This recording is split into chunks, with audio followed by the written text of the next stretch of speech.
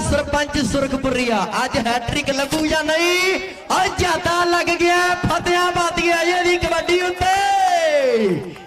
ज्यादा सुरखपुरिया ज्यादा भी तैयार एक गड्डी के उपर उरले पासे कहते नौजवान छोटी उम्र का सनी लग्या है काले संगिया की धरती का और टक्कर कहते जाते दे नाल कि ज्यादा सुरखपुर का लाउंदा यादगारी दे जफे बाबा जी ताही कहता सी मैं हाँ मुंडे अग वांगरा तत्ते बाबा जी मुंडे अग वांगरा तत्ते सवारी अपने खुशी सभरावां वाले नूं 6 फुट दे कप नाल सन्मान किया जाएगा मुबारका बुर्ज खलीफा आ गया बब्बू वीरे करी गल लो कहंदे इस वेले मन्ने दी रेड पै रही है मन्ना रेड पा रहा ते यादविंदर सिंह ज्यादा ओ कहंदे इस वेले बल्ले बल्ले बल्ले और तीजा जादे दा तीजा